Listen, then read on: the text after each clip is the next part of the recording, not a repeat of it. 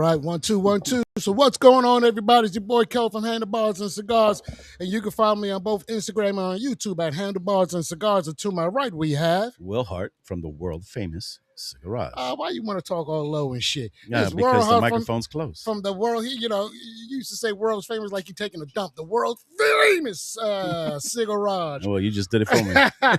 So once again, my friend, it's Wednesday Hump Day. Thank you for coming on and joining in. We got people chime in all across these United States. We got a full house here in the world's famous Cigarage. It's a fuller house. It's a fuller house.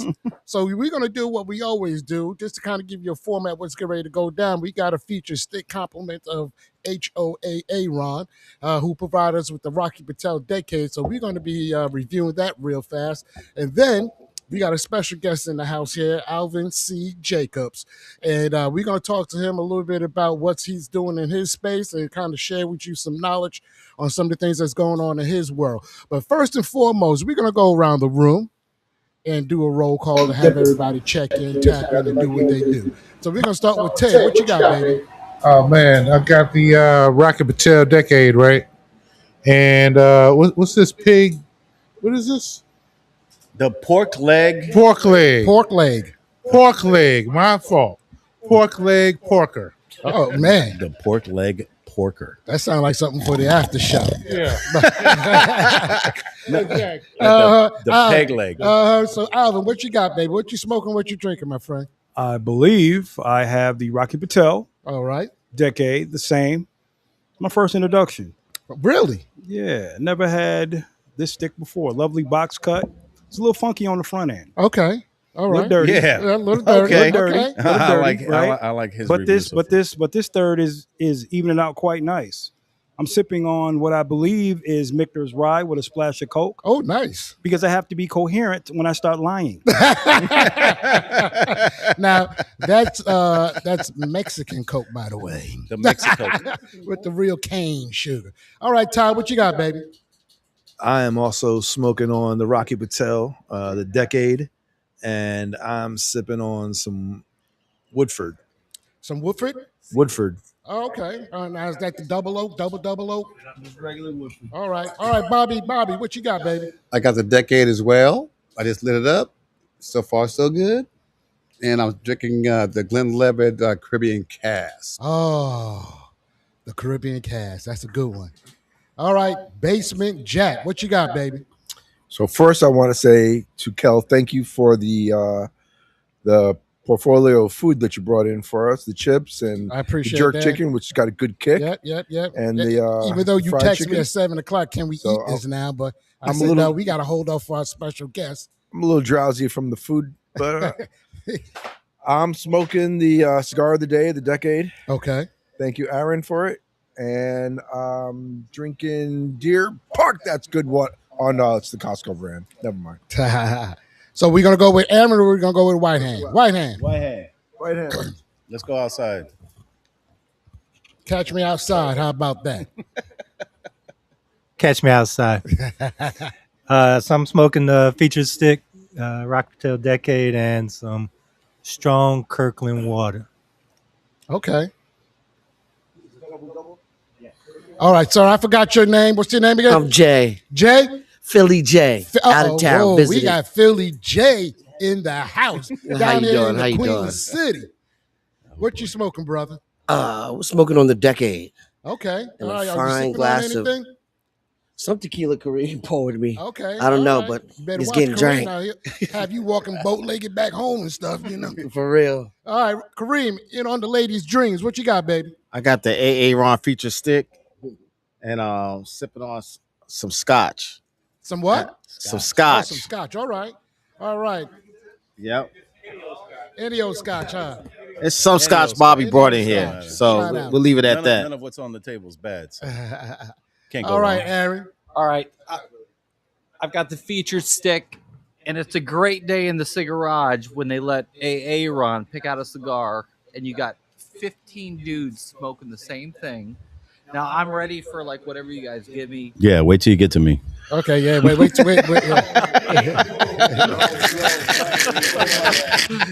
He opened himself Hey, up. listen. Hey, I've come a long way in this place, and I'm just happy that everybody is willing to like smoke something that I actually bring to the table. That's it. Appreciate it. We appreciate. We definitely appreciate the gesture. We appreciate. I'm happy too. But you know what? Just one side caveat note. I wish you had. I wish you fancy a League of 9 when you bought this box. and bought in a whole box of them motherfuckers. You know what I'm saying? I'm with you, Kel. Some Nathaniel. When Bitcoin goes back up. Oh shit! Here we go. All right, Pete, what you got, baby?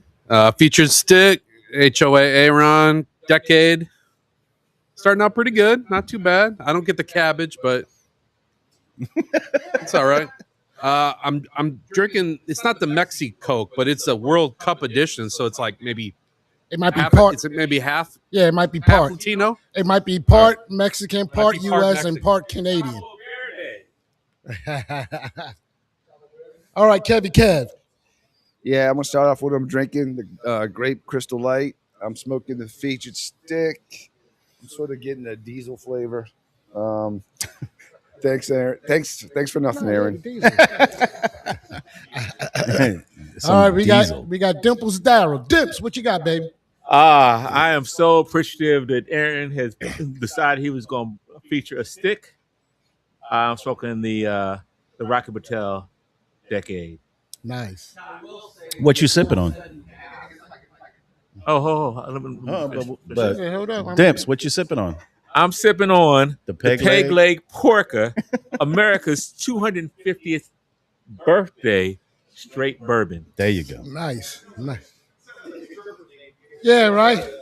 Hey, and before you want to get all over me about the cigar, what Kel has said in the past is not for me. All right, Rube, what you got, baby?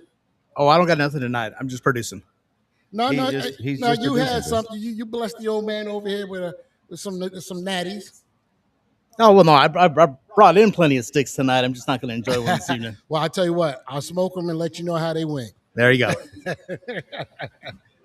All right, Will. Same as a featured stick. You can't. There you go. Mm-hmm. What it got me off the rip was a moldy basement. Really? Yeah, that's kind of why I said cabbage at first, but taking a couple of more puffs, it kind of gave me that moldy basement smell. Yeah, from New York. It's not Jack's basement. It's just a moldy basement. All right, so what you sipping? But I got to say, Aaron, thank you so much for the cigar. Should have said that first and foremost. Yeah. Come on now. You know when you sit down with an employee, you got to give them that sandwich. You got to give them a compliment. Then you talk about how they fucked up. Then you end with a compliment. And then you end with a compliment. Yes. Yeah, well, I done fucked up. So. And I'm sipping on one of those good scotches. Okay. One of those. All right. So I don't remember what I poured. So with me, as usual, I'm going with the Mexico. And I am smoking the Future Stick. And it started off, like I said, it started off with a little peppery. I did do a couple of retro hails. The retro hails. You got pepper from this? Yeah, just a little bit. You didn't get that wet newspaper kind of taste? Nah. Well, first I haven't tasted wet newspaper, but but you smell one. Yeah. You about like that motherfucker that described the other cigar as wolf. But I still wouldn't smoke this at midnight. It's still, it's in between, I guess, a transition right now. Like I said, I did a couple of retro hails on it. I'm getting some earth. Cultivated soil. I'm not getting any like cocoa or any of sweet notes yet. So maybe was that how they described it? With maybe cocoa? No, I said I'm not getting that. No, but I'm saying, was that part of the description of this? No.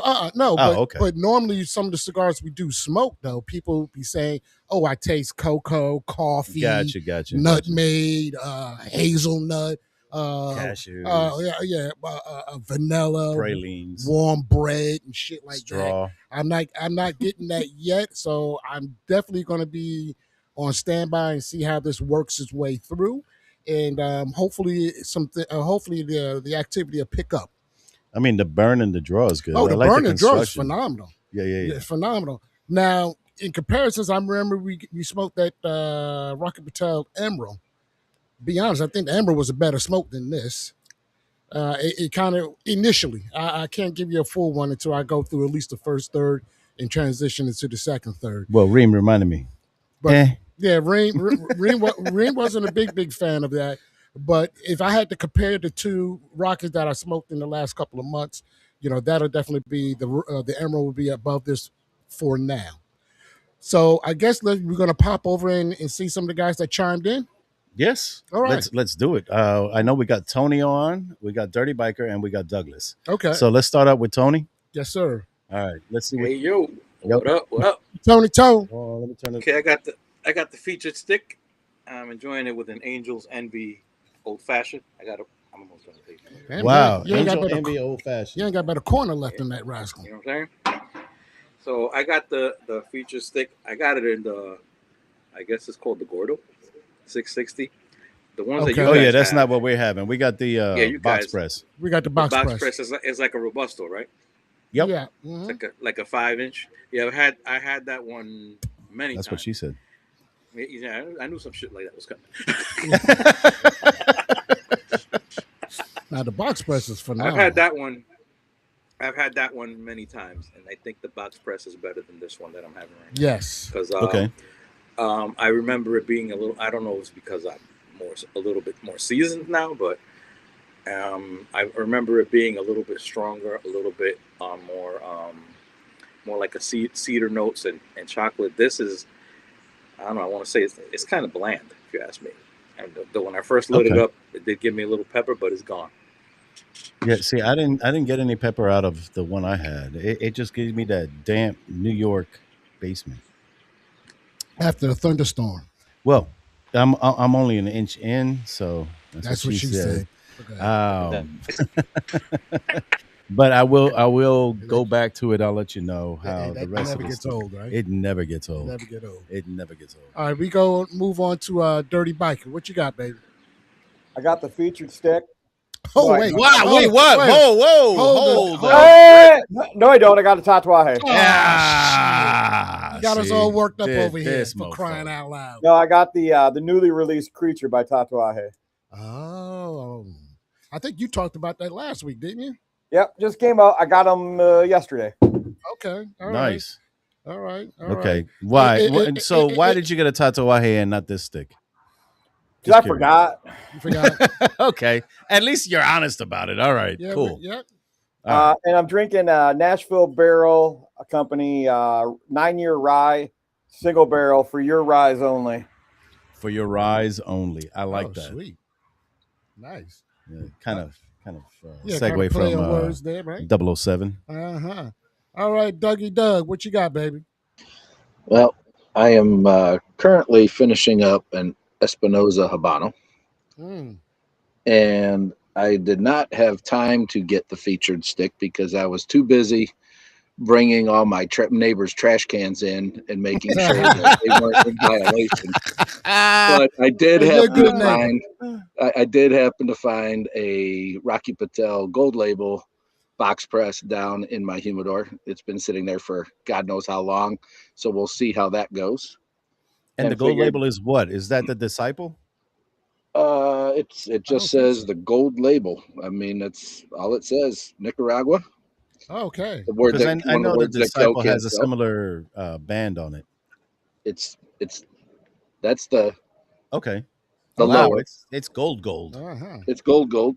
It's And gold cedar. Let's match the pairing as far as colors with. Oh, the Knob Creek 18 year. Whoa. Hey-o. That's a good one right Figured there. if it was going to be a meh stick, I may as well go with a hell yeah bourbon. There you go. There you go. Even things out. Did you want to go through some of these comments we got? Oh, here? yeah. Let's go through some of the comments. I'm shocked no one is smoking that Wemby pack. He got smoked last week, but go ahead. Okay, so Douglas was saying he's looking forward to tonight's guest conversation. Joining in on the fun was good folk from Ted. We got White Hand saying yo yo yo. What's up? And of course, Reem with Eh. All right, so I know a lot of people we kind of lit up early. Does anybody want to share any comments on how their first third is coming along, or anybody? Lottie Dottie? Anyone? Has it improved for anybody, or has it stayed the same? Okay. Kev is double fisting cigars, bro. What is he doing? He's smoking 2 at a time. Oh my God! Is He's it doing- a he's doing- Pharaoh he's to doing even that- out the Rocky Patel? It's 100% better, he says. Oh, I wish you could see it. I mean, you could possibly see it up on. Yeah, he got to lean into. You gotta lean into the camera a little bit, but yeah. That's right. So hilarious, let me start off with the I'm about a third through, maybe a little bit. Mhm. So the construction is very good, I think, on the cigar. Yeah. I think that it's burning well. I think the flavor profile is more of like a first cigar in the morning. Yeah, it's very light, not a lot of spice to it, not a whole lot of meat to the cigar, but it's not a bad cigar. I think it's a cigar you get in the morning. You say to be $5 for a cigar, and it should be a good cigar to start in the morning. That's what I think about the cigar. Golf course, Golf for sure. course Golf stick? course for Yeah. sure. Okay, Cigar. I can see that. Cigar smoking arborist says, "Good evening, guys." What's Good up? evening. Yeah, I'll just mirror that. I mean, I got some pepper right off the bat, and then it just mild. Then it got mild, but it's a great burn. It's a great draw. I'd put it as a mild cigar. I wouldn't put it in the medium category. Yes, most definitely. So I would definitely keep it at a mild cigar, and we'll see what happens when we It's get definitely halfway full. or a little bit further down. I don't think it's full. Yeah, this is nowhere near full, bro. Maybe a mild to medium. I personally, I don't think this is anywhere close to a medium. I think it's very mild, and I think an espresso will probably pick this up. Even a carajillo would pick this up tremendously. I think even one from Mike Capolini, one of those espressos with a little amaretto in it would give this a much better taste. That shit had me wired for sound down at PCA. Yeah. Chillin'. Pete, what you got, baby? I got a little bit of pencil lead. Oh Lord. Little graphite. Yeah, a little bit of graphite. This is Rocky Patel for me has been a cigar that I give to people that don't smoke a lot of cigars, and I think this fits that bill just because it's very mild, it's light, it's not offensive at all, it's fine to smoke, but I'm underwhelmed. Wow. It looks like it's going to be a lot more flavorful than it is, and I think that's the biggest downside. Yeah. If it looked like a mild, inoffensive cigar, I think that'd be one thing. But it looks before you light it like it's going to be a flavor bomb, Right. and it's definitely not. Well, But I'm it's not a bad glad. cigar, but it's not a bad cigar. It's an okay cigar. Thank you. And you know what? At least I got somebody on my side that sees this as an okay cigar. This is not something that's going to blow you away. This is not something that's going to be in your rotation. I have nothing against Rocky Patel, but I have yet to have a Rocky Patel that I would smoke and go, wow, you need to try this Rocky Patel. Go ahead. Say your piece. There was one of the Rocky Patels I tried. It was like a purple and white band. I can't remember. Magic Toast? That was it. That was a good stick.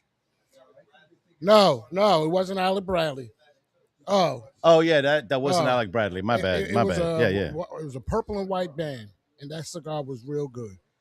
And to be honest, I like the other one with the red band. Yeah, the snake. No, it's what is it? Rocky Patel. I think it had a number on there, like 19 something. That's when they put it to rest. The age limited rare is a very good stick. Okay. Yes. Was that the one I was just trying to describe, Doug, or no? No. Oh, okay. I stand corrected. Yes. What was that? Okay, the 55. Oh, there's your numbers. Yeah, the 55. Not 1955, Yeah, just 55. I said it had numbers. Yeah, Yeah, it had numbers. The double nickel. The double nickel. I can't drive 55. Lord Jesus. I'll stick to my day job. Bad. Now that I'm retired. So, oh my so goodness. I think collectively, everybody appreciate the gesture. 100%. 1,000%. And two, go ahead. We try something different. And Yeah. that's the whole vibe here any doggone way. We get to try something different, give our thoughts, and yay or nay, would you buy it again? I like the fact, me personally, one, you almost can't go wrong with a box press cigar. True. I don't care in what manufacturer, what have you. Something about a box press cigar to me, it just smokes different because of the configuration. And two, the MSRP on this, with the exception of Tony, it's within reason. If I'm not mistaken, Aaron, what was the MSRP on these? I don't know. I bought a bunch, so it's like not under $10. So probably around Okay, 8, so 9, around 10 10. bucks. Yeah, Okay. yeah, 12, and that's in the wheelhouse. I'm Mr. Frugal, so that kind of fits right into the wheelhouse. But with that being said, though, I got other cigars in that same wheelhouse that will supersede this. Yes.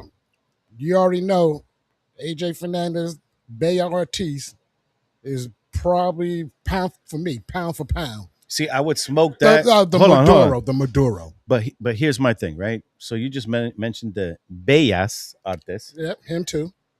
That I would buy any day over this. Correct. And look, I'm glad Ron loves the cigar. Everybody's got a different palate.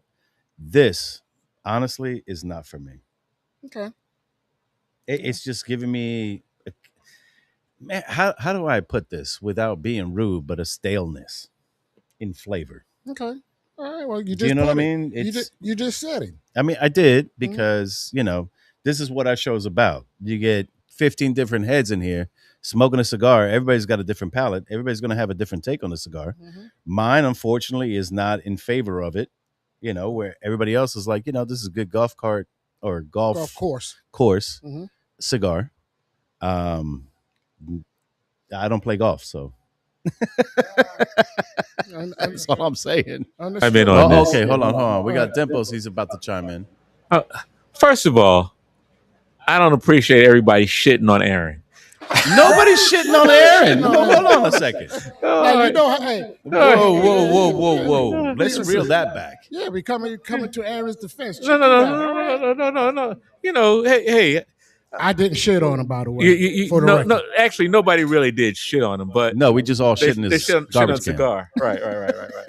So the thing is that I have a different cigar for a different occasion. This cigar fits in a specific occasion for a funeral. Me. The reason why I say that, the reason why I say that is, this cigar gives me no distractions. So if I'm sitting and trying to concentrate, I can smoke the cigar and go through it. There's some cigars that knock my ass out of whatever I'm thinking about. Okay. This one does not. There's a little bit of flavor behind, a little.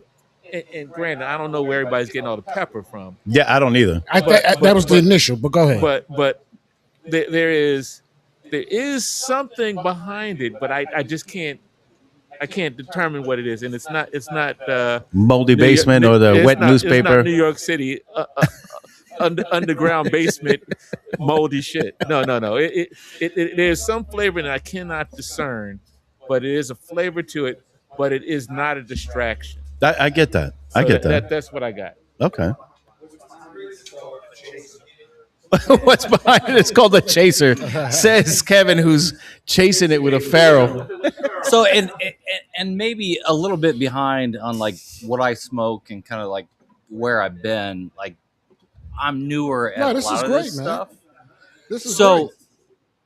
So I'm encouraging you. So as soon as Bitcoin go up, yep, we get a box of the League of Nines. And I'll address that in a second. But so I'm a sports dad, so I don't have a lot of time to be sitting around just.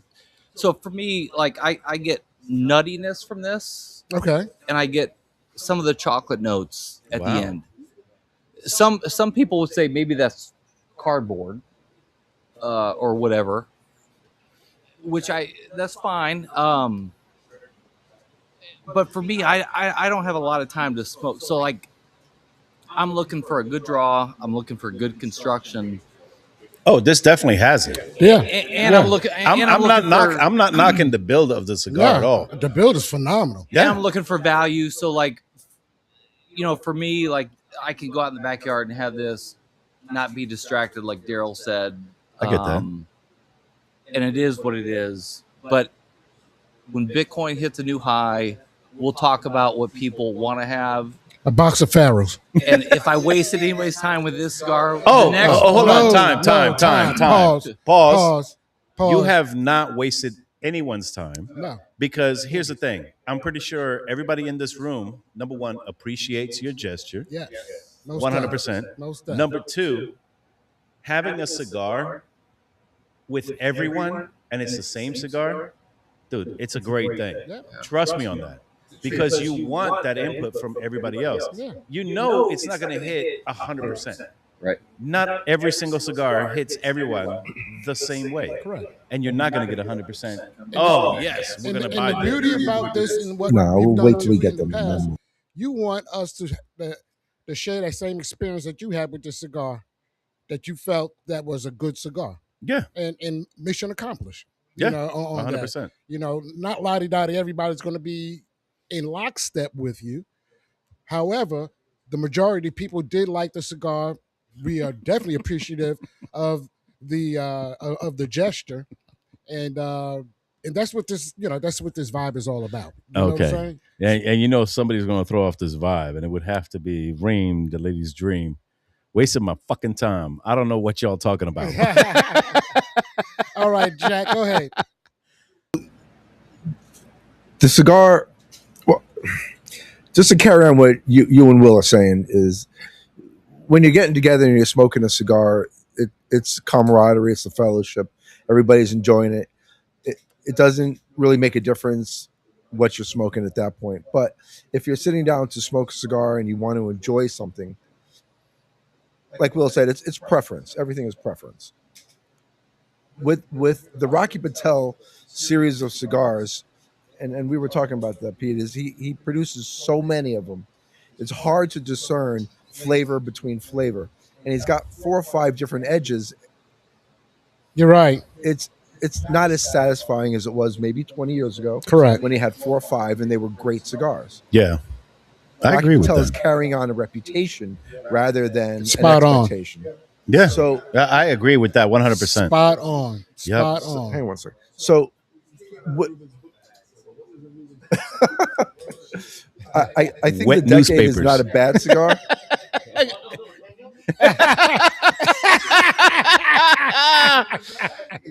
Oh, there's a whip. And I think it's Oh, my a God. decent cigar. I would smoke this if we were sitting watching Saturday UFC and I'm on my 3rd cigar and I don't care what I'm smoking at that point. Or maybe I'm working around the garage. But if we're going to sit down, I'm going to pull out a cigar for an occasion. Yes. It'll be a Liga product or something to that effect. Okay, cool. All right, Bobby. One quick comment to everything that we've all said. Most of the folks, if I look around the room, most of us smoke full body to medium Correct. cigars. Well, that's the other thing. And so when you roll out a cigar Yeah, we like go this, heavy. it's not a bad cigar for most people. I think that what happens is when you go into a room, we smoke Ligas, we smoke a lot of big, heavy cigars, and then when you unroll this cigar, Yes. it's a little underwhelming Mm-hmm.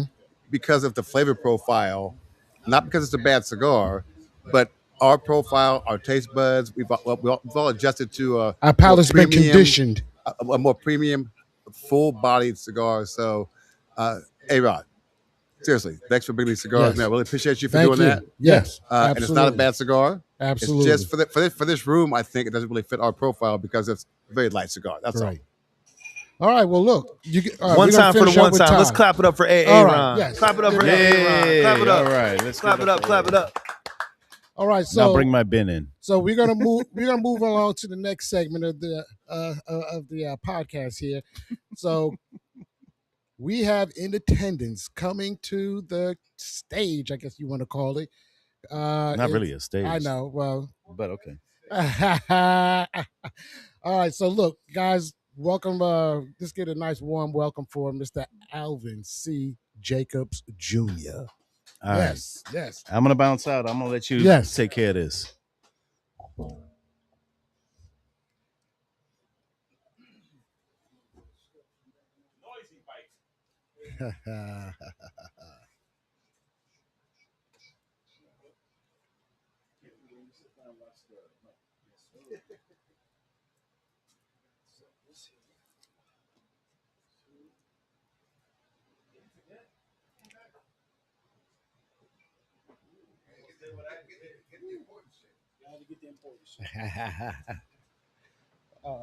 There's a coaster for you right here, Alvin.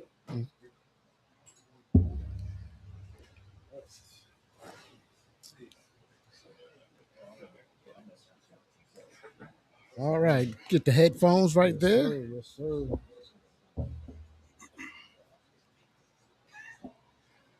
All right, can go ahead and do a quick test. 1 2 1 2. Microphone check. 1 2. What is this? All right.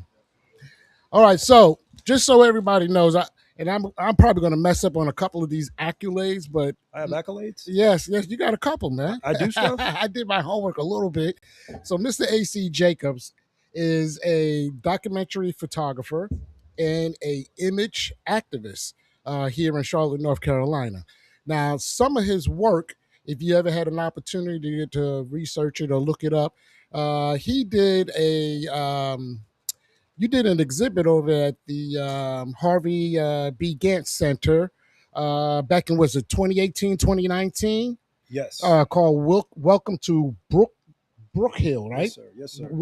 Which is a neighborhood here in Charlotte where you actually received a couple of awards from, if I'm not mistaken. 1 or 2. Yeah. He was it Charlotte Magazine? Oh, pull it up. Mm-hmm. Charlotte Magazine put you down as Charlotte Teen of the Year. They did. And I believe you received another award from Creative Loafing too as well. Best photographer. Best photographer. So just to kind of give you a little backdrop with Alvin, I know you like to expand on that, but just tell us a little bit more about some of the things that you're in, your work in the biking community, and also your photography work. Well, man, first of all, I appreciate you guys having me here. This is an amazing experience. I can't remember the last time I've been in a room of both gentlemen and scholars. Right? Amazing cigars, amazing drinks. I mean, I didn't know what to expect. Yes, sir. You know, and every single podcast is going to be different. Every depends on how you're feeling. But and the thing about it, right? I've been asking you for a while. Yo, man, you need to come down. Yeah. I'm coming. I said, you ain't gonna. This experience is something crazy. No, it is though, man. And I mean, I wish you guys could see like what I'm looking at right now.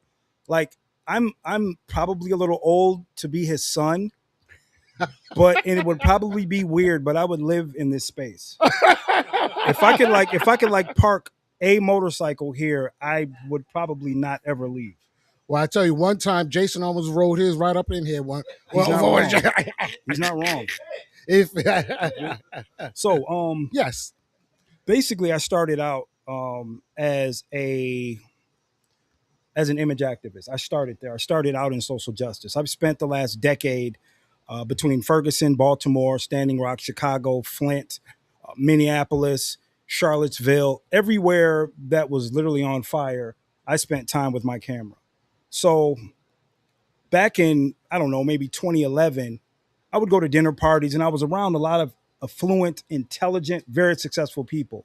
And there's nothing worse than not being affluent, not being really that intelligent, and not being, you know what I mean, that affluent. Yes. And they're like, oh, so what do you do? Right? You're in these spaces and you're like, what do you do? They're asking you what you do. And there's only 3 answers that make any sense, right? we say this a lot. You know, if you're not at the table, you're on the menu, right? In my opinion, there's only 3 tables, right? There's the really smart table. You got your PhD, your doctorate. You know, you're the smartest guy in the room. Absolutely, you're more than welcome. You're rich as hell. You can buy your way into pretty much anything. Who's going to tell the rich guy no? Or 3, you're really talented. There's no hard working tables. There's a 50-50 good looking table, but neither of those apply to me. So I decided to put more work into the creative spectrum because that's where I had the most leeway. I feel like I could get there quicker than I could earn my PhD.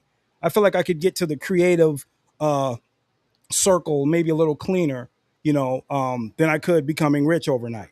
So I just started working on that craft, and I wanted to be interesting, right? Because again, you can be an artist and be broke as hell, but you're still pretty cool because you do things that people just don't have the ability to do. Not because they're not talented, but because they got other responsibilities. You know, there's probably all kind of painters in here and graphic designers and musicians, but you got kids, right? You've got a wife. You know, you're in the garage playing the guitar again when you should be at work. You should be fixing, you know what I mean, the pipe. So I became an artist, not just because of that, but because I wanted something to give. I didn't want to leave this earth and just basically leave here the same way I came in. Now, Alvin, I read somewhere, just talking a little bit about the photography inspiration. I think you, and correct me if I'm wrong, what I've read is that you got your inspiration because there was an incident, I think, at your mother's church. Yes. That kind of lit the fire for you on the photography side. Is that correct? That is correct. There was a young man. My mother was she was really good friends with the pastor, which was a husband and wife at Kingdom Authority Church in Rockford, Illinois. And a young man, his name was Mark Anthony Barmore. He was literally being chased by the police, right? I can't remember what he was accused of, but he ran inside the church's basement. The church is occupied at the time. There's children in there because it was also a daycare. So he comes in and there was just a lot of commotion. There was a lot going on. I wasn't there, but Mark Anthony Barmore ended up shot to death by the police inside the church that my mother was in. So in Rockford, Illinois, Rockford is about 90 miles north of Chicago. It used to be the second largest city in Illinois. Now it's maybe the third or the fourth. So we didn't have a lot of social justice history. A lot of things just happened and, the city just kind of let it go. So I'm like, okay, well, I kind of have a camera. I don't really know what I'm doing with it, but I just went outside and started documenting some of the pushback, some of the protests. We had never seen this before in Rockford. So many things had happened. I didn't have any training. I didn't have a background. I didn't really have any political education. I just knew that I had a camera and this was my city. And this was something that I kind of wanted to be a part of. And I was like, wait a minute, there's people who've been doing this for decades. And I started researching other photographers and I started building more of the political education that I had lost. I forgot I was indoctrinated around the 3rd grade. I grew up around revolutionaries. I grew up around, brothers and sisters who were, of course, older. They're like my parents' age, but they were always active. So I started recalling some of that energy, some of that information. I'm like, you know what, do this job. So started there, went into fashion, because you have to pay bills, right? Yes. Like social justice wasn't paying the bills then or now, but it was a calling. I did it anyway. Few relationships were like, are you going to get a job or no? I'm like, this is my job. Like, well, where's the money? I'm like, it's coming. It's coming. Eventually it did. But I just learned even then to do what I felt I was called to do. And don't worry about social media likes. Don't worry about my bank account right then. Worry about my passion, and end up turning that into a career that I couldn't be more grateful for. If you had asked me 20 years ago, what was I going to become? Yes. What did I want to be? I didn't have an answer, right? I mean, I was trying to get hired in, one of the factories in my hometown. I was just trying to get a good job, that I could retire from, following, what my parents did, but that wasn't going to be my portion. Now, it also said you're a second generation, I guess, Harley Davidson biker. I am as well. I like to say third because it sounds like it's more storied, but my sons are third. So my father's first, I'm second, my sons are third. Okay. All right. So how did that come about? So my father's club is called the Brothers in Rockford, Illinois. I believe they were established in 1976. So they're not the oldest in the United States of America, but I grew up in this culture. So the oldest family-owned Harley Davidson dealership in the world is Keggles in Rockford. I grew up a mile away from there. So a mile away from the oldest family-owned Harley Davidson dealership in the world was in my backyard. I could walk there every day. So depending on your ability to read and research, if and depending on where you live in America, you think just all middle-aged white dudes ride motorcycles. There's no black guys that ride motorcycles, right? And you would be partly true. Because there was a time where we couldn't purchase brand new motorcycles. I didn't care how much money you had, what credit score you had. You could not go inside of a deal. Hell, you couldn't buy a new car either. You couldn't buy a home. So everything we were doing was second and third hand, and that's where that culture came from. And especially after Vietnam specifically, a lot of those brothers came back looking for the same camaraderie they had on the battlefield. And they found that among other bikers. They had kind of been through the same thing, and it was like, man, I don't know what I'm going through. You know, PTSD wasn't really a thing yet. I had really been diagnosed medically, but guys were just, they needed their family, they needed their friends. So they formed that club then, and I just grew up in it. You know, I looked at some of the old photographs and I'm like, man, these guys look so cool. If I could be half as cool as my dad's club members and friends were, I'd have a good life. Oh yeah. Oh yeah. Now speaking, like I say, speaking of first, and especially from, the African American perspective, I know we had gentleman by the name of Wild Bill or William Johnson. Just a little fun fact: he had the first Harley Davidson dealership back in 1923, and a lot of people don't know about Bessie. Bessie Stringfield. Stringfield, yep, Bessie Stringfield. She was the first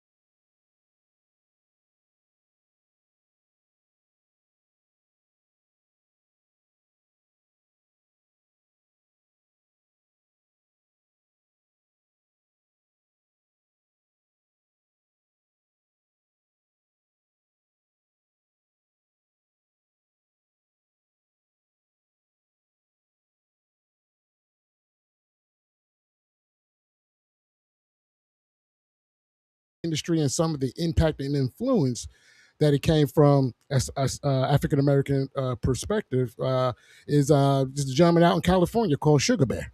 Sugar Bear.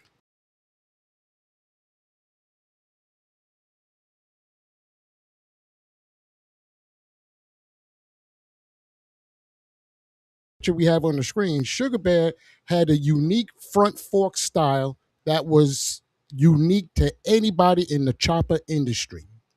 And people used to come all across the country to get a Sugar Bear setup.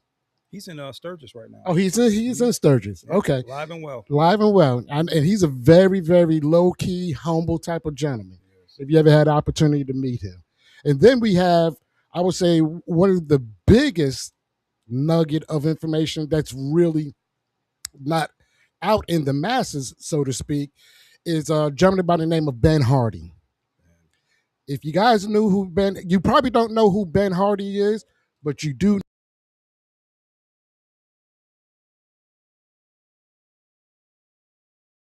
Iconic motorcycle movie ever made, Easy Rider. He was the builder of the Captain America bike, hobby bike. Seen here, the bike that Peter Fonda rode. He built that bike. Quick story on that is that when they was putting that movie together, they approached Harley Davidson to see if they could get some bikes commissioned for the movie.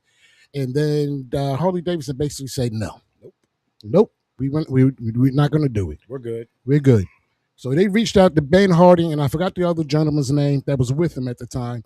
And he built those two bikes out of basically used parts. And that bike is the most iconic bike this country have ever had. But you know what? That happens a lot, though, man. Yes. The more, and we see it now, revisionist history. If we get rid of all of this information, after a generation, it never happened. You forget. Like, I literally, did you guys know Chicago was founded by a black man? Yes. He was Haitian, right? So so was Rockford. So was my hometown. I lived there, born and raised. I had no idea. So was that Indiana. Louis Lemon. I didn't know that. I didn't know Indiana. Indiana, the nickname the Hoosier State was named after a black man. And people will say, why does that matter? Why does it matter? He was a guy. Yes. Why does that matter? Same way we have been taught to believe that Christopher Columbus, an Italian, founded America. They'll never let you forget that, ever. Whether it's true or not, never forget it. Mm-hmm. And But you said it's not true? no, Hell no, it ain't no, true. they We got know some. it ain't true. Yeah, but they got They know it wasn't true. You know, now they're coming out with some information that's definitely debunking that, absolutely, so to speak. Now, you did, like I say, the neighborhood. The name escapes Welcome me. to Brook Hill. Welcome to Brook Hill. But that wasn't my first one. It wasn't, but I was going to talk to you a little bit about your most recent one, Okay. Which was last year at the Harvey Gantt Center. Yes, sir. And that was Black Behind Bars. That was an outstanding, that was a phenomenal exhibition that you had there last year. I don't know if you guys can see it. So this is one of the bills from it. Black Behind Bars. Was it upside down? There we go. You know what? Yeah, go. There you go. There we go. Yes. There we go. So it's supposed to be this way. It just goes upside down, but that's the way my name is. But so 2 years ago, 2.5, I visit the Harley Davidson Museum in Milwaukee. I've never been before. I'm so excited. I don't know what to do. I've been down here since 2012. I haven't really been in the Midwest like that for any extended amount of time. So I go to the museum. I'm so excited. I'm like, oh my God, I can't wait. I'm going to see all of these things that I've only dreamed about. And I get there, and this is before I understood that they had cycles in the museum, not motorcycles, but cycles with exhibitions. I go there, there's no black people. Who's seen Do the Right Thing? Do you remember when Bugging Out was asking Sal how come there were no black people on the wall? And Sal was like, yo, it's my place. You want black people on the wall, get your own place. So I didn't say anything to Harley. I mean, who was I going to talk to anyway? They didn't know who I was. I didn't exist to them. So I just put a mental note and I said, you know what? I'm going to build a body of work that is going to be worthy of an institutional platform. I'm going to build my own exhibition myself. And I just started doing that. I started photographing, I started traveling, I started building the story. I didn't know what I was going to do with it. I didn't know if it was going to hit. I didn't know if I was going to get any support, any sponsorship. I just knew I had to do something because I couldn't just complain, right? There's no black people. Dude, yeah, okay, so what are you going to do about it? Growing up in a small Midwest town, the first thing they ask you if you have an issue with anything is, so what are you doing about it? Like, what are you doing about it?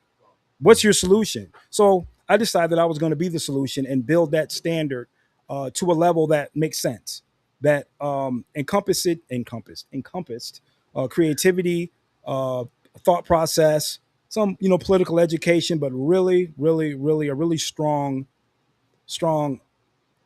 ideology that we've always been here. We're not going anywhere. In this culture, we all share. This is just our particular part of it. Okay. So Black Behind Bars, right? Mm-hmm. Why would you come up with that word, right? Why would it? Why I had so much pushback from that.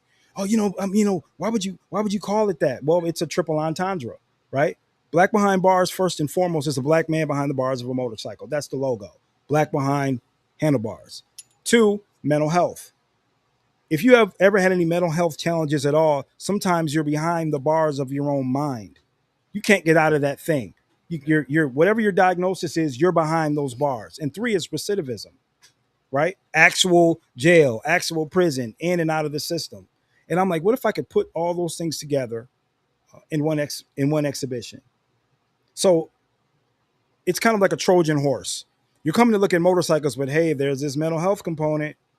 And you're coming to think about mental health, but hey, whoa, there's this recidivism component. And I thought about all of that, right? I thought about all of that and I put that together while I was literally sitting in jail. I had a 30-day freaking, what do you call it? Contempt charge. I couldn't go anywhere, no bond. And I'm just scribbling. I had a whole notebook full of ideas, partnerships, how I was going to think through this, how I was going to get people excited, what I was going to do. So I'm literally writing all this down, literally in jail. I'm like, you got to be kidding me. Wow. I couldn't get out. There was no bond. Yeah. And I'm like, okay, well, this is 30 days, man. You got to sit down. The exhibition opened in September. I was in jail in October. Wow. What are we doing? Right? But that's not just God, right? That's favor. That's when you know you're supposed to sit. I would have been all over the place. I would have been tripping, spazzing out. I had to sit down. and write. And I'm in my little jail cell. Everybody else doing what they're doing, watching games. I don't care. I'm in there writing on my notepad. No push-ups, no sit-ups, no nothing. Food, right. Food, right. Pray. Food, right. That's all I did for 30 days. So I got out. I had the whole game plan. I'm like, you got to be kidding me. I got scraps of paper and notebooks. I get out. No legal papers, no nothing like that. Just black behind bars. Wow. I said, man, you got to be kidding me. So that's how it goes sometimes. Wow. But I tell you, that exhibition was awesome too, and I'm so glad that you was able to bring a part of that expedition over to Independence Harley Davidson too. There was a good turnout for that too as well. Thank you, sir. So I know you said you wanted. Well, I tell you what. Let's get into the. I'm sorry. Hold on.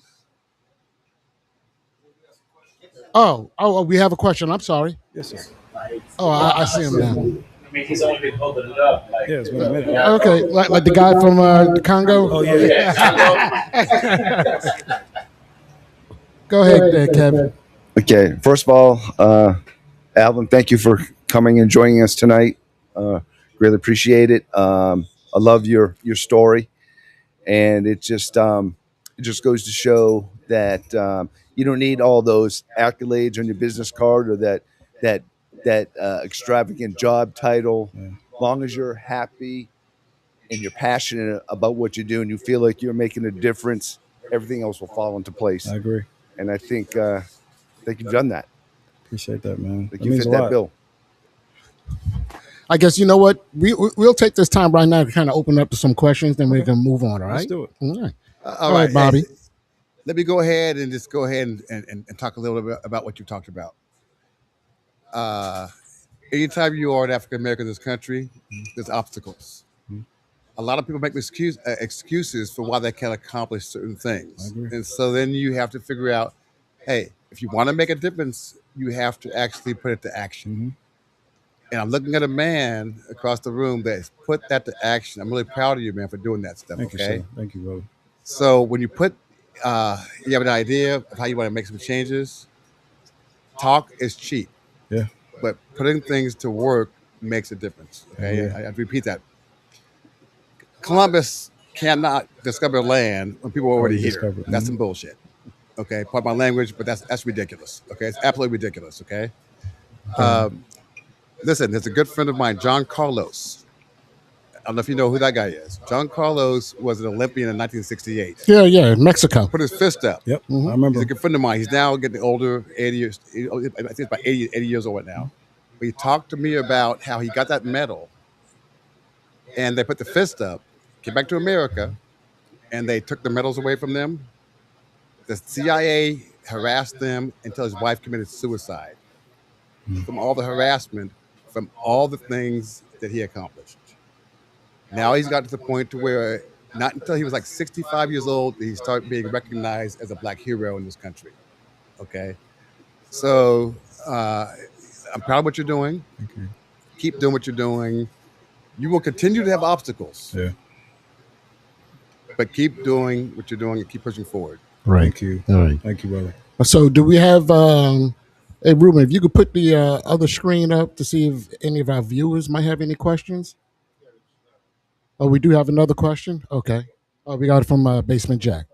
So when you said that you were younger and you mentioned that change needed to be done and you figured you were going to be the one to make the change. Yes, sir. I can't commend you enough. I don't think anybody else around us can put enough effort into how strong you must have felt to do something like that. But are you inclined to do something to go forward with it, to push it forward to the next generation of people that you're around to help them make changes for the future? I am, and I think I'm responsible for that. My mother being a pastor and growing up, in church, I used to ask all the time, and I would get in trouble. The question was, so mom or, pastor or preacher, if you told me that the only way to get to heaven is if I believe that Jesus is the Son of God, he died and wrote, that's the only way to get to heaven, right? I said, but mom, what if I was a 3-year-old born in Malaysia and I fell off the mountain, a literal mountain, and I didn't get a chance to hear the good word, would I go to heaven? Well, no. You told me there was only one way. I said, so what about India? What about, what about these places that just haven't, and no one had the answer. So, and then someone said, well, you're only accountable for what you know. So now that I know, now I'm accountable. If I never knew what I was supposed to do, if I never had the information or been through the adversity, then, it is what it is. You never rise, to the occasion. Now that I know what that looks like, I've lost everything before.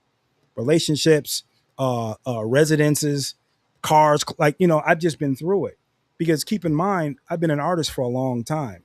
Not just creatively, but I was just diagnosed with some stuff that I kind of figured out what was going on, but I didn't know, right? Through therapy, through having an actual psychiatrist. I'm like, oh, so that's why I learned different. I would never study for tests because I couldn't. I would study 5 minutes before the test and I would pass it because I could only retain that much information. You got to study all week for what? I'm going to study. Oh, squirrel. There's literally a squirrel. And I lost the information. So now I'm just getting frustrated. So I'm going to play video games and play basketball and everything. And I will do my homework at 6:00 in the morning. Because if I don't, it's not going to do any good anyway. So again, now that I know how I learn, now I'm responsible for putting those things in play. So through my political education, I know, and by political education, I mean reading, studying, researching, trying to figure out how we got here. I want to be that catalyst. I know it's a responsibility. I thought I was going to die in 2016 in Charlotte because I was up close and on front lines of every day of the protests during the uprising after Keith Lamont Scott was killed. Yeah. And that was home. So you guys remember what happened in Charlottesville? Mm-hmm. I was there, literally on the front line. Like when Heather was ran over by that Challenger, I was right there. I have those photographs. So when those guys were walking and they were deploying out of those vehicles, right? You guys didn't know what they were saying because it was edited. You guys didn't know what they were saying because it did. Why would don't play that? I bet you thought they were saying you will not replace us. Mm-hmm. You thought that's what they were saying, didn't you? What rhymes with you? Mm-hmm. Don't say it. Mm-hmm. Don't say it. Mm-hmm. What rhymes? And there's hundreds of these guys walking, yelling that around the university with tiki torches. Wow. This is what I'm watching. And I'm sitting there like, yo, I'm probably in danger, but I can't leave because I need this footage to get back to where it needs to get to. So then when I start seeing the footage on Netflix, they had a documentary, and CNN and HLN and Fox News and all this other stuff, I'm like, oh, wow, this was important. But every day that I was afraid, every day I was risking my life, I was doing it for free. I didn't make a dime, and I'm scared. So I'm poor, risking my life. I'm on every probably government watch list because I can't stop doing these things, right? I'm just a blip on the radar, but that little blip on the radar, depending on where you're blipping, can be a problem. So, yes. Never heard of a president of the United States. Ain't no other That's side. ridiculous. There's no other side. What did they say about, like the elephant and, the mouse is like, yo, I don't know. This elephant has its foot on my neck. I don't understand. Like, what's the good about that? But to a man or a woman with privilege, equality feels like oppression. And by privilege, I mean, hell, this is privilege. We're sitting here in the good AC. I've got, I don't know, $300 or $400 worth of cigars in this little Harley Davidson bag. That's probably privilege, right? Even though it may not seem much to somebody else, right? Mm-hmm. But it's something other than what someone else has. So to a man or a woman with privilege, this is what we're doing right now. I'm smoking the Rocky Patel Decade. And it's not bad. It's not bad. But equality feels like oppression. For somebody to get what you have, people say, well, I wish someone would let me live somewhere for free. Yeah. I wish someone, would let me eat for free. I wish. It's always that. You don't want that life. You want the life that you have. No. Yeah, I'm a firm believer, don't give me a fish, teach me how to fish. Teach me how to fish. That's the only way. That's the only way I can uplift myself and take care of my family. I need for you to teach me what I need to know. So, Darryl, you have a question? Yeah. So, you talk about the, I guess, pipeline and the bars once the pipeline brings young African-American kids into the system. What are the from your perspective, you talked about therapy. You talked about what are your observations of the young men who were there with you, and what do you think could be some of the early life interventions that can prevent that pipeline? Or do you think the political system is set up, policy, government policies, state policies, local government policies? What are the offsetting opportunities that can prevent that recidivism, can prevent that introduction into that pipeline that you noticed? This is what I learned, and I learned this firsthand. James Baldwin said, "To be a Negro in this country is to be relatively conscious. To be a Negro in this country and to be relatively conscious is to be in a rage almost all of the time." So if you're black, you kind of halfway know what's going on. You're gonna be pissed, right? So I was mad for a long time. I was angry. I'm like, how did I get here? Like, gee, like what did I do to be treated this way? Right? Why, dude, I can't, doesn't matter my credit score, doesn't matter my neighborhood, doesn't matter my education, doesn't matter my job. Leave me alone. And I've never been left alone. Ever. Right? I drive the cars I drive, I wear the clothes, all these things that should buffer me from the foolishness of America, right? Well, hey, he's okay. He's he's an acceptable Negro. That's a decent car. It's a nice car. Nice car. It doesn't come off of us. So our children don't know that unless you and I teach them, unless we teach them. They don't know, right? So I don't believe in respectability politics. I don't believe in the way you dress should affect the way people treat you. That means nothing. People are going to do what they're going to do. That's their responsibility, not yours. Malcolm X was killed in a suit. You understand what I'm telling you? In a suit, right? Martin Luther King, right? These brothers were dressed impeccably, were educated, spoke well, all of these things, and their lives were still cut short. Medgar Evers, right? I believe he had a. So I'm saying all that to say, I wish I would have knew how to conduct myself differently earlier. So what I mean by that is, even though I was on the straight and narrow, had mom, had dad, they had great jobs, upper middle class in the Midwest, my life should have been okay, right? Keep in mind when I grew up, I'm 52 years old. So born in 1974, I'm 16, 17, 18 when our culture started changing. It went from black power and all I'm black and I'm proud and all that to gangster rap. Not just blaming one particular aspect, but now it's bitches ain't shit, right? Our black women are nothing. We're drinking, we're smoking, we're having reckless sex. All these things are happening. This is our community specifically. We're being targeted, right? And it's like no other community is going through this. You don't see these raggedy movies, you don't hear raggedy music, and it's celebrated.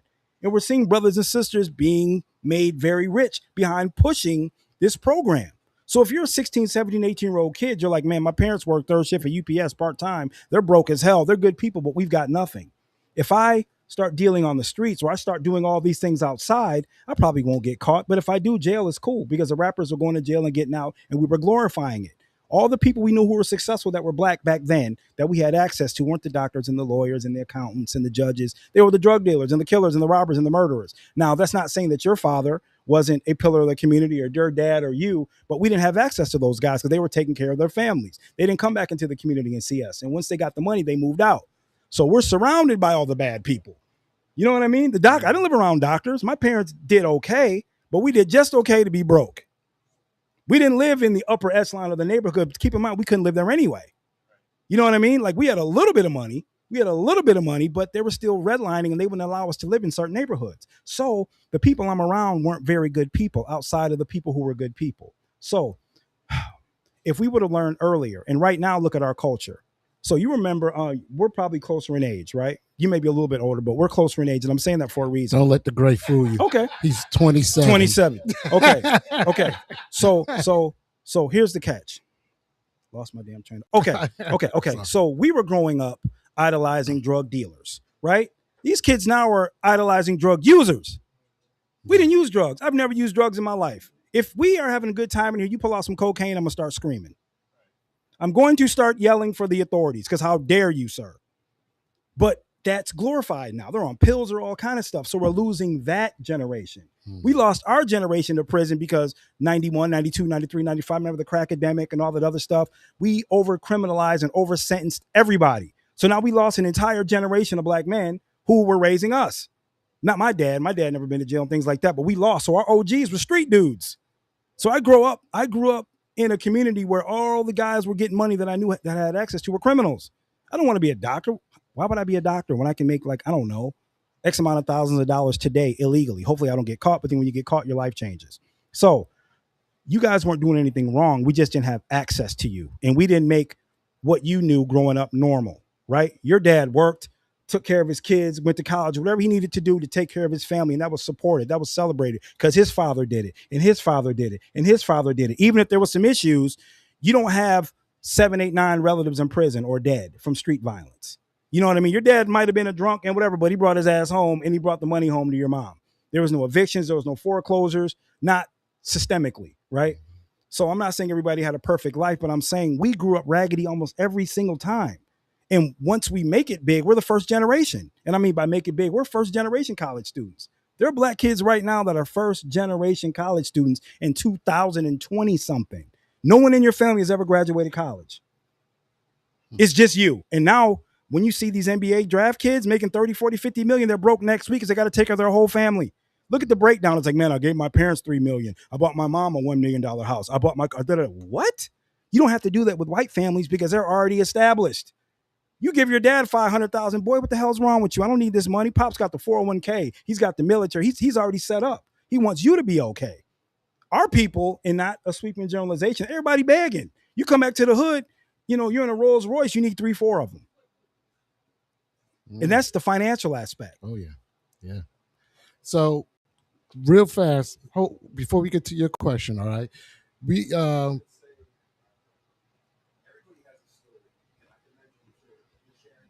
Us. Hold on. Oh, okay. Now I'm on. So what I was gonna say is everyone has a story, and I applaud you for sharing yours with us, because I mean, a lot of things that you said really kind of like brought me back to like how I got here. And one thing that you didn't mention about those tables was confidence. You don't have to have the most money. You don't have to be the most talented. You have to have confidence. And not only belief in yourself, in what you believe in, but in yourself.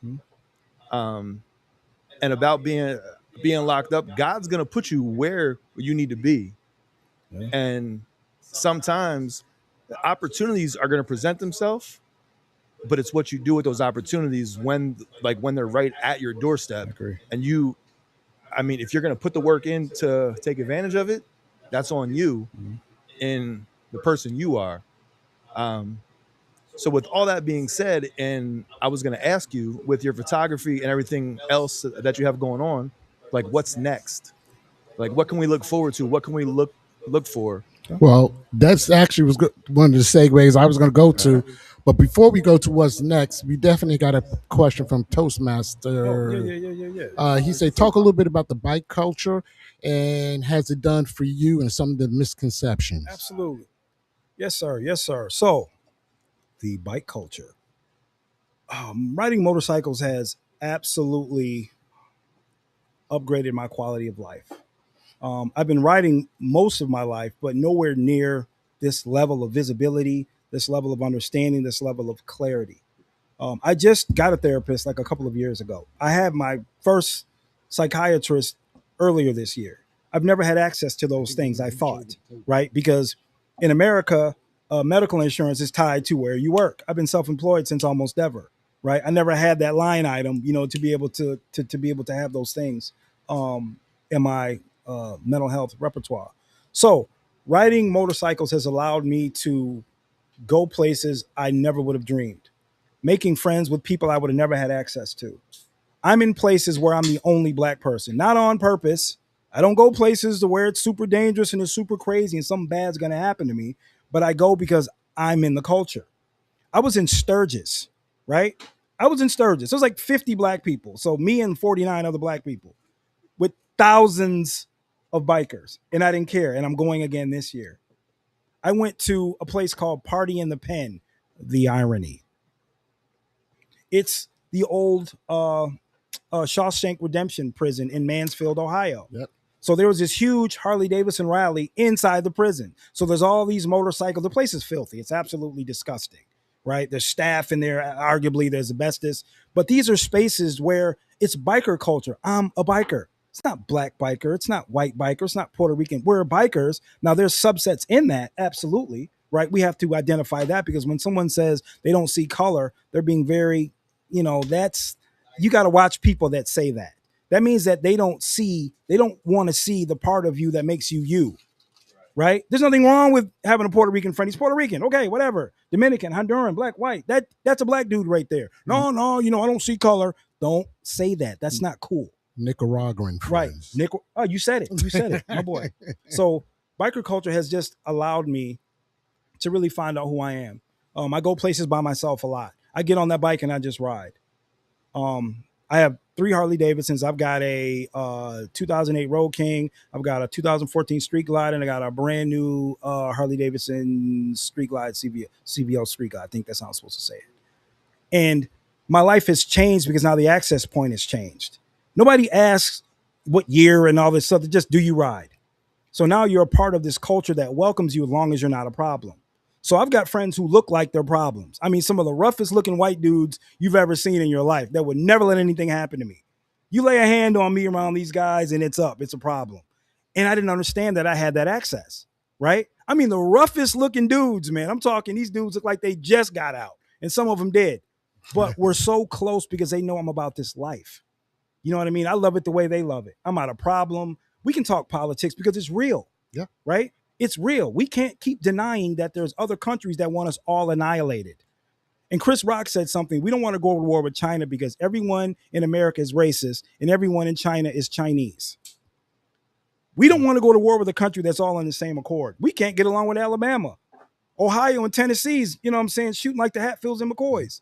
So all the country has to do is just wait for us to fall apart, and then we're all going to lose America. So once we realize that, right, we got to start doing things for each other differently and stop allowing these political differences to separate us because we're not as strong as we think we are. We're not getting along with this group of people. We're not getting along with this neighborhood. We're not getting along with this city. There's red and there's blue. We're all getting screwed. Well, we really are. And that's what we really need to be talking about. Not right now, but eventually. I tell you, and we talked about this too on previous episodes, and I know my boy Dirty Biker, Jason, aka White Hand, they all can attest to this. The biker culture is definitely a brotherhood. And I think some of the demographics of people that's attracted to that had that at some point in their life, and it was good to them, and they wanted it again. I use me as a perfect example. I was in the military. So we had that brotherhood and that camaraderie, everybody working together for a common goal, helping your fellow soldier out. The same thing applies, that I've actually, witnessed myself by being a motorcycle rider. Some of the guys I rode with, they knew I was very young to this. I only started riding maybe about 6 years ago. And they took me underneath their wing. They showed me the ropes. They helped me. My best friend, aka Jason, aka White Hand, was constantly teaching me lessons on how to ride, what to do, what not to do, even to the point he provided tough love to me. I was in bumper to bumper traffic on 74 by Bojangles Arena, and my hand, I'm old, so my hand on the clutch, my hand started to look like Fred Sanford. Oh, no. And I leaned over to him and said, "Yo, bro, can we just detour off and get on Monroe Road?" He looked me dead in the eye and said, "No, you suck this up." Like this. So I took my little claw hand and made it to our destination. So we do have another question here, Doug. How do you think technology, cell phones, meta glasses, and AI have and will influence our beliefs moving forward? Do you think that it will help tell truth or just enhance argumentative reality? So I'm sorry, augmented reality. So We know words are hard. Yes. Yes. I think Sound it out, baby. I think that with the introduction and reintroduction of this type of technology, it's a double-edged sword. We keep pushing at it as well. If we don't do it, other countries are going to surpass us. If we don't do it, someone else is going to do it. If we don't do it, someone else is going to do it. And we're still pushing this narrative that we have to build more data centers than China, but there's more people in China, but we have more data centers. Because it's not about safety, it's about surveillance, right? Hell, before I bought these Meta glasses, I looked online and it said if you wear Meta glasses, you'll wear a wire. I was like, hey man, wow. Hey man, like if you wear these, you'll wear a wire. I'm like, damn. Right? But pretty much, right? Yeah. Pretty Oh, much. Yeah. Oh, yeah. So like they're never on. Like I bought them, and I'm justifying. I bought them when I ride my motorcycle, but my $800 helmet, they won't fit under there. So I can only wear the half shell, so it's defeating the purpose. So now I'm wearing my little $100 Warby Parkers when I'm riding, and I'm like, dude, what did I spend this money for? But no, I think that a lot of people are going to jail. A lot of people are going to lose their freedom and ultimately their lives behind all of this stuff. This AI is going to put some people in some places they've never been. Right, the way these towers are pinging, the way the deep state, you know what I mean? It's going to be rough, and the only people that are going to be able to get out of this are people of means. Like you have to have enough money because in America you get the justice that you can afford. No matter if you did it or not, can you afford to get up out of there? Because we know people that are guilty as, you know what I'm saying, is whatever, but they've got resources, they've got money. And there's something else that I remember, and I keep going back to social justice because this is the political education. It says that the average person, and I don't want to say average because there's no sweeping generalizations, they don't want like racism to end or sexism or homophobia to end. They just don't want to be the receiver of it. They don't mind it stopping, right? They just like want to switch it. Like there's some Hispanic folks who kind of want to be over the white people, right? Like they don't want it to go away. They just kind of like, can we switch roles just real quick, right? And I forgot his name. I think it was Chris Rock again. He said somebody asked somebody, you know, like this was back in the day, 30, 40 years ago, would they want to be Bill Cosby? And they said no. And it was like, and he's rich. He said that's how good it is to be white. Right? It's not some people just want to switch places. They just want to be the oppressor other than the oppressed because I guess there's something that you get out of it. I don't know. I've never been there. I've been oppressed my whole life, you know, regardless where I've been at, right? Mm-hmm. Yes, sir. All right, Hello. You put them on? Okay. All right. So I think that everything you're saying, I appreciate it, and it's very, very close to my heart. I do want to turn the table just a little bit, okay? Absolutely. So I moved here from the West Coast. I'm from Seattle, Washington. Oh, my daughter's out there. We'll talk after the show, okay, for that one. So I moved here from California after about 30 years in California. Moved here, and my first goal was to find a cigar lounge, okay? Went to 105 Cigars where I met my friend Kevin, okay? I then I found a black cigar lounge called Aroma. That's my spot. I'm on road. Found another cat there named The Feral. And so I invited some people to my house, which is about a block and a half from here in the same neighborhood, okay? So here we are. We're on my patio. We're watching a football game. It's me. I think Kevin was there. A guy named Reggie. A few of the guys on my patio, right? And so 3 black people, 2 white people on my patio. And so here's... That was a cigar. I'm sorry. Okay. So here's the story. And so we're having a good time on the patio. Cigar. In the middle. Yeah. So anyway, on the patio. And so after we were having a good time, we have a good time. So what happened was this. After everybody left, one of the guys on the patio stayed. And he said, hey, Bobby. He said, Bobby, why did you invite these white people over your house? And I said, I beg your pardon? I don't understand what you're talking about. And so I said, dude, I'm from the West Coast. We are all inclusive. I like my friends, and I pick my friends based on how they treat me, not by the color of their skin, okay? And so he told me, a guy from Charlotte said, I don't hang out with white people. And I said, you know, that's your problem. I said, I pick my friends by how they treat me. And so I'm very deliberate. I have 3 boys, 20-year-olds in college, 60-year-old twins. And I make sure that they include and they pick their friends based on how they treat them, not by the color of their skin. And so my friend group is as many white people, black people, a couple of Indian friends, Asian, Hispanic. Okay, and so I think that all those things that you're talking about are very, very true stories, but you also have to rise above that at times and make sure you teach your kids that you pick your friends based on how they treat you. So my friends, Will, all these guys run this Cigarage are my friends, black and white. My friends group, my wife, very diverse. My boy Todd, married to a black woman. And so when you start talking about, well, not married, but dating. So I think it's really important that it's not just about black and what we've all gone through. It's also about uh, also being inclusive to who you hang around. And you want to make sure that you have an environment where everybody feels friendly and nice and accepted. So I'll say this Cigarage is exactly how I mirror my life. Mm-hmm. If you look around this Cigarage, you look around this and you see how diverse it is, right? Mm-hmm. And I will tell you this, the people I hang around think like you do, think like I do, Aaron, all of us, we all have the same principles in terms of equality, treating people the same way.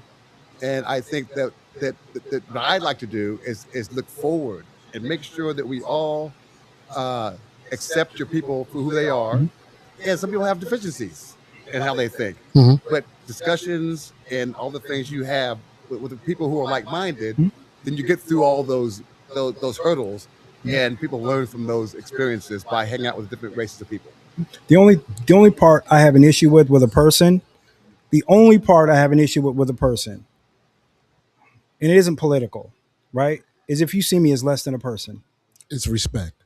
black or white, but whatever, right? If you Respect. see me as less than a person, no. See, we have a problem, right? There's no, well, we agree to disagree. I'm gonna agree to fuck you up, right? Because you're going to treat me. No, we can't have that, right? So I don't seek to make friends with people who hate me. So like you said, like-minded. So if we get along, we are, hey man, I'll protect you to the death. Let's roll. Yep. But I don't go out of my way to kick it with folks, right? Just because I need to be diverse. Diversity can kiss my ass. If my safety isn't your primary concern and my respect, I don't care. I'm at a point in my life financially, socially, all these things where I don't need friends. I need allies. I need co-conspirators. I need folks that's gonna help me get down. Oh yeah. All that cool stuff, no, man. If these folks run up here and start fighting, we gonna start swinging together. Or are you running?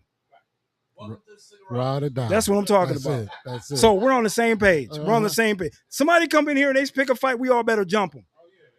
Then we on the same page. Then Hold on. No? Hold on. Hold on. I got one thing to add to that. And we too old to be fighting. Yeah, So we might got to do something else. I got one thing to add to that. If somebody come here and start fighting, and you see me walk out, You're not wrong. I'm not running. No, you about to go get something. I'm going. You're not wrong. I'm going to the boot of my car. You're not wrong. You're not wrong. I'm just going to the. You just got to come back though. Yeah, You got to come back. I'll come back. But let's talk a little bit about. You have a book coming out. Actually, I do. It's coming out June 30th. And I don't know if we have that link. If anybody wanted to check it out and go out and purchase the book, but it's called Chrome. So it's a Chrome book? So it is a Chrome book. So aha. So what inspired you to do this book? So my mother told me when I was younger that I had a book in me, right? I was supposed to have published a book a long time ago, but I didn't have the discipline. I didn't have the skills, the technical ability. I didn't have the patience. I didn't have the mind space. And the culmination of Black Behind Bars, of the exhibition, I'm like, you know what? I need something tangible. The exhibition is going to travel the world, but I need something has an ISBN, something official, right? Remember I said that there's only 3 tables. Yes. Well, the authorship table, the creative table is another table. I wanted to become an expert in my field. But it wasn't until, right? It wasn't until like the best relationship of my life, right? To where it's like, hold on, wait a minute. We're going to help you do this thing that I know you have the ability to do, because I'd still be chasing my tail. Yes. You know, I didn't have the ability to bring it to fruition because I was all over the place. So now when you have a partner, you have someone that you know is on the same page with you, it starts to make sense. Yes. Right. So we start putting the pieces together. From concept to design, like I couldn't be any more excited because keep in mind I got these things going on. So I was supposed to have had this done months ago, but guess who didn't have it done months ago? Me. I just got my medication like a couple of months ago. So I'm trying to figure out why can't I put two and two together? It was too much stress. It was too much process that I just couldn't deal with. So now having that teammate enabled me to get to the finish line. Right. It was important to deal with American corporations. None of this was made overseas. It's expensive as hell publishing a book in America. It's very expensive and it takes a while. But if I'm all America, everything and Americana, it's important that as much that I have access to be made in America. Yes. Hell, I'm wearing American made boots, American jeans. Harley Davidson is American. Right? Yes. So it made sense for this book, you know, to be made and published and printed in America. It could have been cheaper, right? But Chrome, because they was like, you know, what is the title going to be? I'm like, Chrome. Because they always say when you're riding a motorcycle, Chrome won't get you home, right? You better have that thing built. It better be strong. It's okay to look good, but it's not going to get you home. So the first thing you think about, you know, when you think of a motorcycle is Chrome, So right? he doesn't have the engine light on his bike like I do, guys. I mean, Well, hey, they bust my charges as a joke that your check engine light is on now? No, it's not on now, but I had a little issue, and they bust my balls about it every chance they get. We got to get that fixed. We gotta get that fixed. Oh, it's fixed. It's fixed. It was operator headspace for starters, but that's another story. No, I was running a little lean. You got a carburetor? No, Oh. But what happened was you know, I did the diagnostic. You know, when you get the error code, Yes. and the error code said that it was running a little rich and what have you. So it was an easy fix, but they messed me up. But yeah. So yeah, I'm sorry. Let's get back to the book. Yes. It's going to launch on June 30th. 30th over at The Gantt Center. the Gantt Center here in Tryon Charlotte, Street. North Carolina, and I think there is a after party. Yes, it's after parties. There 6 to 9 p.m. 6 to Then 9 the after p.m. parties from 9 to 11. Okay. So the sponsors, right? When I'm telling you collaboration is everything, I had no idea. Not only that I had this much support, I had this much respect. Harley Davidson, yes, right? Indigo Coffee, LEDs and bags, you know. Yeah. Gosh darn it. Now I can't draw a blank now. Right? Don Lucci wines. We've got Brazen Chef who's going to cater. We've got Bacardi as a sponsor. We've got hold on. You know what? I actually need to look at this because I'm like drawing a blank and how disrespectful is that? Hold on. No worries. Okay, we've got Foundation Moto. Oh, nice. We've got, y'all know them boys? Yes. We've got Wheelhouse Media. Oh, okay. Those are my guys. But it's just dope, man, that just to be able to have community partners that believe in what you're doing.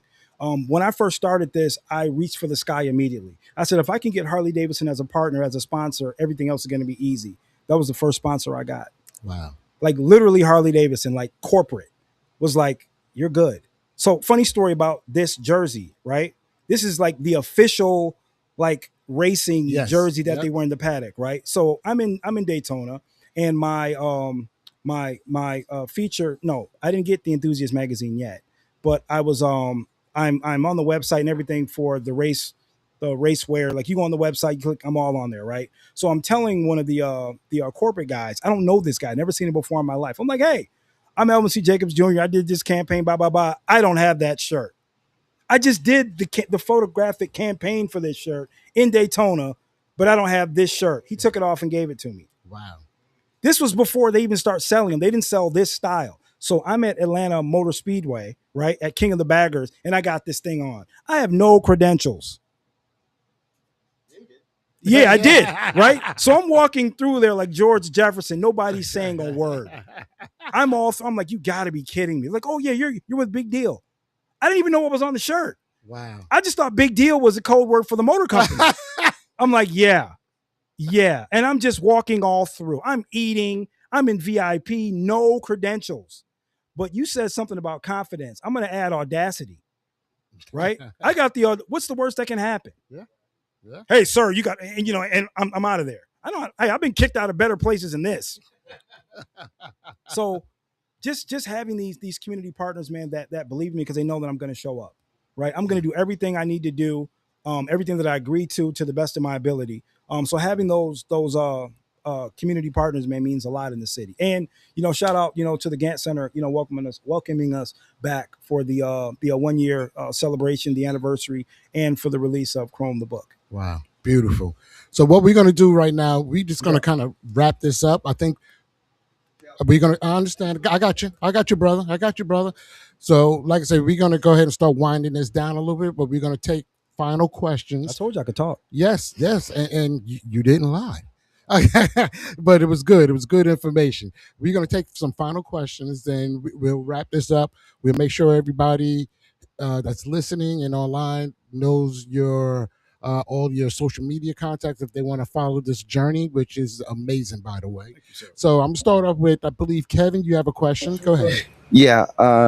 Did I hear you correctly to say your book Chrome won't be available to purchase till June 30th? Yes. I'll have it in my hand June 29th. That's how close I'm cutting it in America. Okay. My question is, I don't know if you mentioned it already, but what is that? What's the topics of that book? What is that book about? Yes, it is a coffee table book. So it's filled with roughly 100 photographs and ideas and captions and thought processes, quotes. So it's really a picture book, but it's a hardcover picture book with, the most high quality, greatest graphically designed images, no AI. It's all work. Guys, we got the QR code on the screen too. Appreciate that. If y'all want to do a quick snapshot of that and grab it, you thank Will for creating that here for you. So it's a coffee table book. It's essentially a picture book over my years of travel around America. You're going to see Sturgis, you're going to see Daytona, you're going to see Milwaukee, you're going to see Ohio, you're going to see Chicago, you're going to see Charlotte. Just everywhere I've been. LA. I forgot I was out in LA. Mm-hmm. Who's ridden in LA? It's insane. I love it, and I wish I could ride there every single day of my life. And by every single day, I mean once a year. But I love it. Hey, there's a picture. I would love to. There's a picture of, I believe it was on. I would love to. I believe it was on page 37. There's a picture of handlebars and cigars. You were in Daytona, right? No, I didn't go to. I went to Myrtle. No, somewhere. I didn't go to Daytona, but guys, look. I know we ran a little over. Hopefully, you guys appreciate that. Yeah, we usually do an hour and 15 minutes, but we do have the after show too. So hang around for that. But how about giving it up again for AC Jacobs here, baby? Yeah. Just give it up. It was good. It was real good. Real good. I'm going to bring my co-host back here so we can do what we normally do and shut it down and get ready for the after show so I can get my drink on. I have a Bro King, a Street Line, and a Street Line CEO. That's too much. We didn't ask you all that. But once again, thank you again for taking time out of your day to come and join us here, Alvin. We appreciate that. I know, it's hard to get up out of that, bro.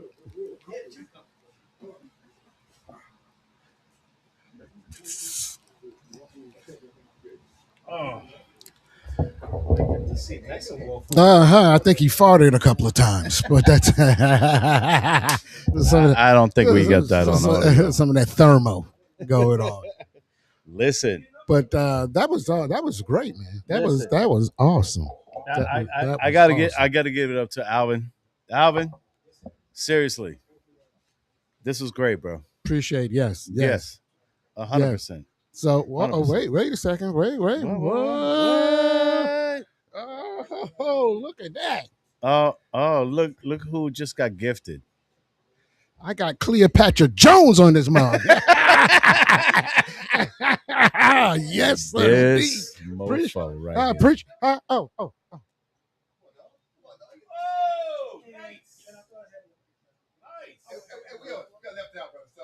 Nah, it's all good. I don't ride, so we're good. He can always hand me a cigar, but we all right. Hey, all right, so look, or sign a book for me. So it's all good. All right, so look, once again, my friends, we want to thank everybody who took time out of their Wednesday to come and join us, two schmoes in the doggone Cigarage, putting stuff together, sitting around, fellowshipping, just talking the talk and walking the walk. We do this every Wednesday, 8 p.m. Eastern Standard Time. So tell a friend that we out here making noise. And with that being said, we want everybody out there to be happy, to be healthy, to be safe.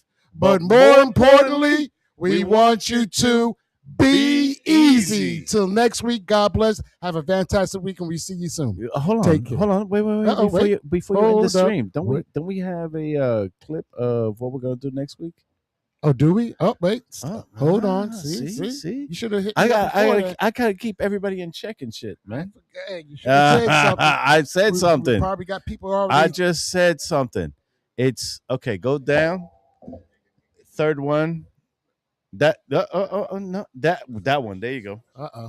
There we go. Next week's show. Yes. We're smoking the Declaration. The Declaration 250 by cigars. Founders. By Founders. All right. Now, besides Founders, I want to give a quick shout out to Triumph Cigars. And I know you guys know this. UFC Fighters Cigars. It's ending at the end of this month for your big percentage off using Cigarage as the code. It's going to end at the end of the month. So get orders in before it disappears, because after that, once it's gone, it's gone.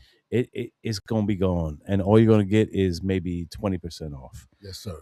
And we're going to have them on at some point in July with another UFC fighter. Which fighter that is, I don't know yet. But we'll keep you guys posted. But we'll keep you posted. We will throw up some other photos. But any updates on Butcher's fight? That's August 7th. Yes. Okay. That'll be here. Charlotte. That'll be here in Charlotte. Yes.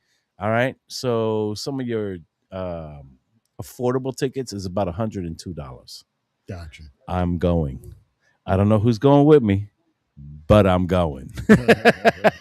Just saying. All right. So look, we get ready to shut it down again. Yep. Y'all be good. Y'all stick around for the after show, and we out. Y'all be good. Have a good week, guys. We'll see you next week.